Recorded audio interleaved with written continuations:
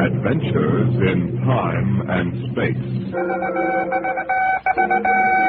Headline edition, July 8, 1947. The Army Air Forces has announced that a flying disc has been found and is now in the possession of the Army.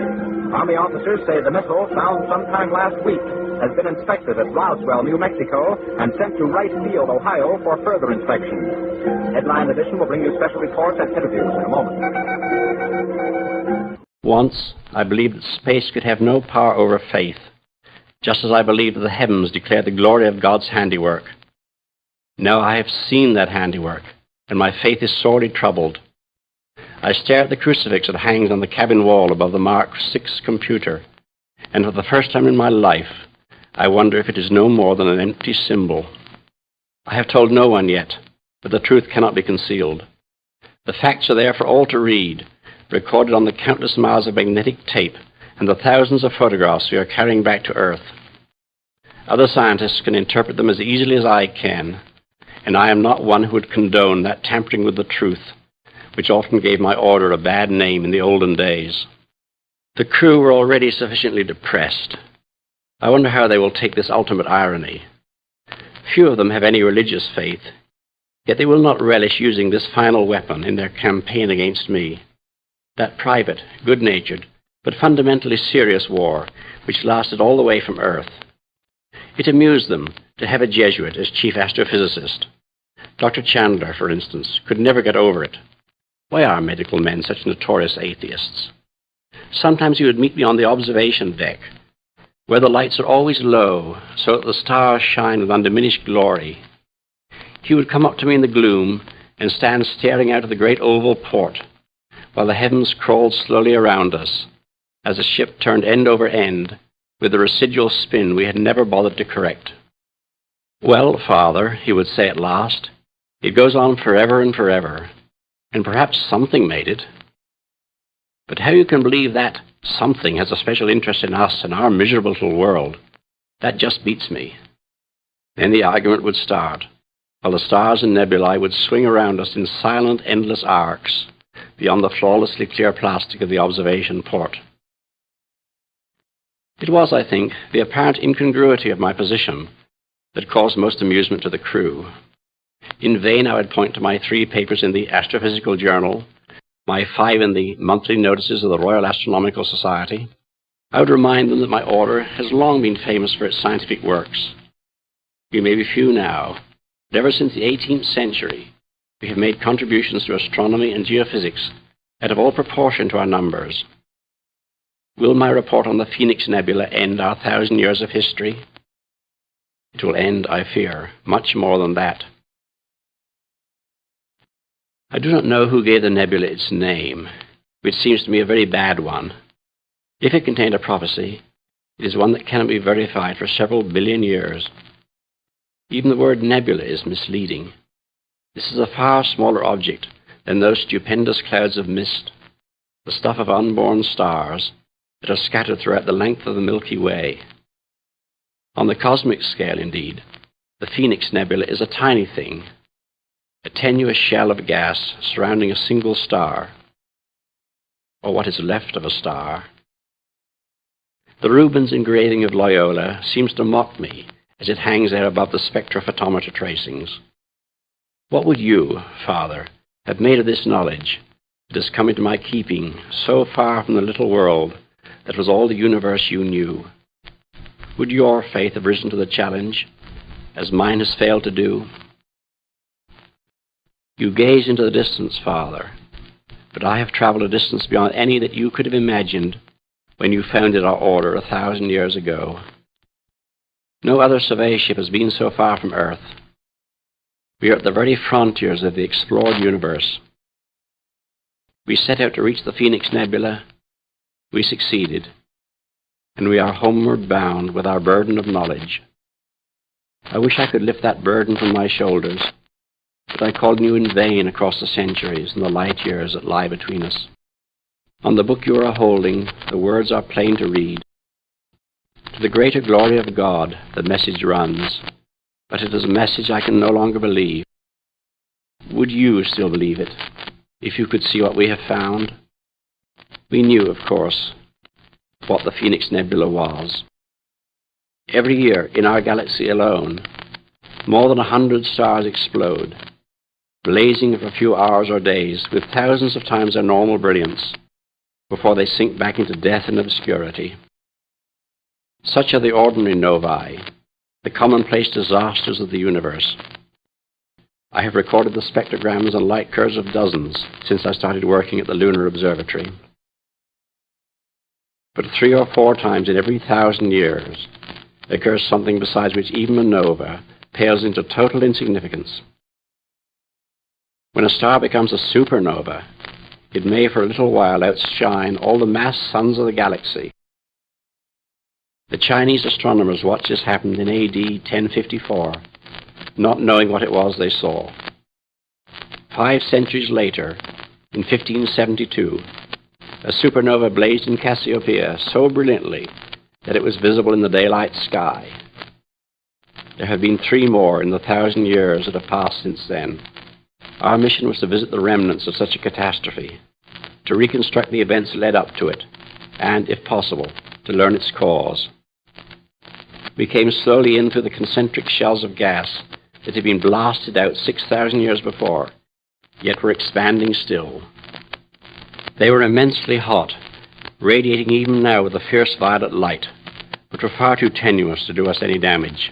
When the star had exploded, its outer layers had been driven upward with such speed that they had escaped completely from its gravitational field.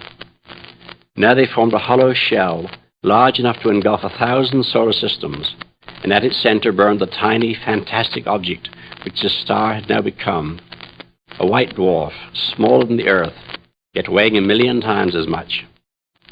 The glowing gas shells were all around us, banishing the normal light of interstellar space. We were flying to the center of the cosmic bomb that had detonated millennia ago, and whose incandescent fragments were still hurtling apart. The immense scale of the explosion, and the fact that the debris already covered a volume of space many millions of miles across, robbed the scene of any visible movement. It would take decades before the unaided eye could detect any motion in these tortured wisps and eddies of gas, yet the sense of turbulent expansion was overwhelming. We had checked our primary drive hours before, and were drifting slowly towards the fierce little star ahead. Once it had been a sun like our own, but it had squandered in a few hours the energy that should have kept it shining for 1,000,000 years. Now it was a shrunken miser, hoarding its resources as if trying to make amends for its prodigal youth. No one seriously expected to find planets. If there had been any before the explosion, they would have been boiled into puffs of vapor, and their substance lost in the greater wreckage of the star itself. But we made the automatic search, as they always do when approaching an unknown sun, and presently we found a single small world circling the star at an immense distance. It must have been the Pluto of this vanished solar system, orbiting on the frontiers of the night. Too far from the central sun ever to have known life, its remoteness had saved it from the fate of all its lost companions. The passing fires had seared its rocks and burned away the mantle of frozen gas that must have covered it in the days before the disaster. We landed, and we found the vault. Its builders had made sure that we should. The monolithic marker that stood above the entrance was now a fused stump, but even the first long-range photographs told us that here was the work of intelligence. A little later, we detected the continent-wide pattern of radioactivity that had been buried in the rock. Even if the pylon above the vault had been destroyed, this would have remained, an immovable and all but eternal beacon calling to the stars. Our ship fell towards this gigantic bullseye, like an arrow into its target. The pylon must have been 1 mile high when it was built, but now it looked like a candle that had been melted down into a puddle of wax. It took us a week to drill through the fused rock, since we did not have the proper tools for a task like this. We were astronomers, not archaeologists, but we could improvise. Our original purpose was forgotten. This lonely monument, reared with such labor at the greatest possible distance from the doomed sun, could have only one meaning: A civilization that knew it was about to die had made its last bid for immortality. It will take us generations to examine all the treasures that were placed in the vault. They had plenty of time to prepare, for their sun must have given its first warnings many years before the final detonation. Everything that they wished to preserve, all the fruit of their genius, they brought here to this distant world in the days before the end, hoping that some other race would find it, and that they would not be utterly forgotten. Would we have done so well, or would we have been too lost in our own misery to give thought to a future we could never see or share? If only they had had a little more time. They could travel freely enough between the planets of their own sun, but they had not yet learned to cross the interstellar gulfs, and the nearest solar system was 100 light-years away. Yet even had they possessed the secret of the transfinite drive, no more than a few millions could have been saved. Perhaps it was better thus. Even if they had not been so disturbingly human as their sculpture shows, we could not have helped admiring them and grieving for their fate. They left thousands of visual records and the machines for projecting them, together with elaborate pictorial instructions from which it will not be difficult to learn their written language. We have examined many of these records and brought to life for the first time in 6,000 years the warmth and beauty of a civilization that in many ways must have been superior to our own. Perhaps they only showed us the best, and one can hardly blame them. But their worlds were very lovely, and their cities were built with a grace that matches anything of man's.